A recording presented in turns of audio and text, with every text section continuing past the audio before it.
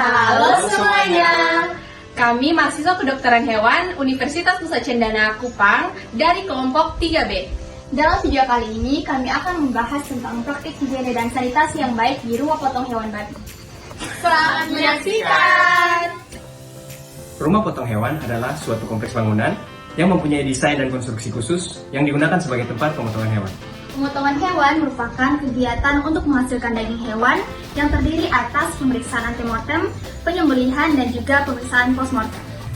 Rumah potong hewan wajib menerapkan praktik higiene dan sanitasi yang baik. Higiene dan sanitasi itu apa sih?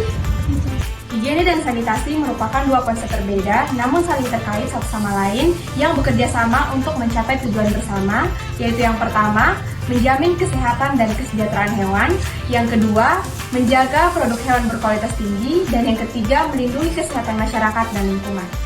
Bedanya higiene sama sanitasi itu apa sih? Higiene adalah usaha kesehatan yang menitikberatkan kegiatannya kepada usaha kesehatan individu maupun usaha kesehatan pribadi manusia. Sedangkan sanitasi merupakan usaha kesehatan yang menitikberatkan kegiatannya kepada usaha lingkungan hidup manusia.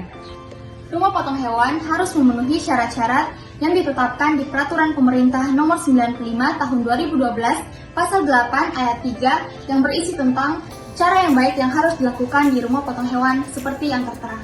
Pada video kali ini, kami berfokus pada masalah terkait penjaminan kecukupan air bersih dan penjaminan kebersihan dan kesehatan personil. Masalah pertama, kurangnya ketersediaan air bersih. Masalah yang sering ditemui di rumah potong hewan adalah kurangnya ketersediaan air bersih. Padahal sumber air bersih tersedia, seperti mata air yang ada di dekat lokasi rumah potong hewan. Masalah ini disebabkan oleh pengelolaan sumber air bersih yang kurang baik. Contohnya, tidak ada pemisahan saluran air yang digunakan oleh masyarakat untuk mencuci pakaian, mandi, dan lainnya dengan saluran air yang mengalir ke RPH babi. Solusi yang pertama yaitu pemerintah memisahkan saluran air.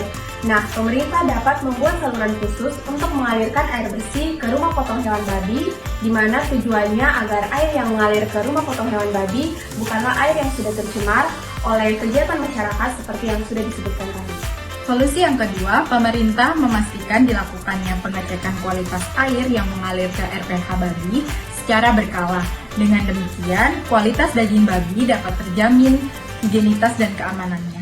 Solusi yang ketiga yaitu pemerintah memisahkan saluran air yang digunakan untuk mencuci karkas dan jeroan dengan yang digunakan sebagai tempat pembuangan limbah agar air yang digunakan untuk mencuci karkas dan jeroan bukanlah air yang sudah tercemar oleh limbah dari rumah potong hewan itu sendiri. Masalah yang kedua, buruknya kebersihan personil. Untuk mengatasi masalah kedua ini, perlu adanya kesadaran dari para pekerja RPH sendiri. Pekerja di RPH dapat menjaga kebersihan personel dengan yang pertama, mencuci tangan sebelum dan sesudah bekerja di bawah air mengalir dengan menggunakan sabun hingga bersih. Yang kedua, pekerja tidak menggunakan aksesoris ketika bekerja. Hal ini untuk menghindari terjadinya kontaminasi baik pada daging yang dipotong oleh pekerja maupun terhadap pekerja itu sendiri. Yang ketiga, pekerja di rumah potong hewan haruslah beretika, seperti tidak meludah sembarangan di rumah potong hewan. Yang keempat, pekerja wajib menggunakan alat pelindung diri lengkap ketika bekerja, seperti masker, sarung tangan,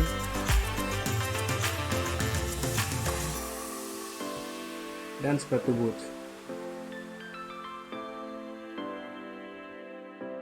Berikut merupakan alat pelindung diri petugas RPH babi yang lengkap, mulai dari penutup kepala, masker, sarung tangan, celemek, dan sepatu boot.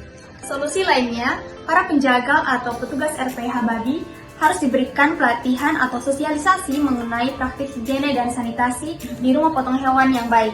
Setelah itu, para penjaga harus dipantau secara berkala untuk memastikan apakah praktik higiene dan sanitasi telah diterapkan dengan benar. Apabila setelah pelatihan pun para penjaga tidak bisa menerapkan praktik higiene dan sanitasi yang baik, maka ada baiknya para penjaga atau petugas RPH yang dikerjakan hanyalah petugas RPH yang dapat menerapkan praktik higiene dan sanitasi yang baik.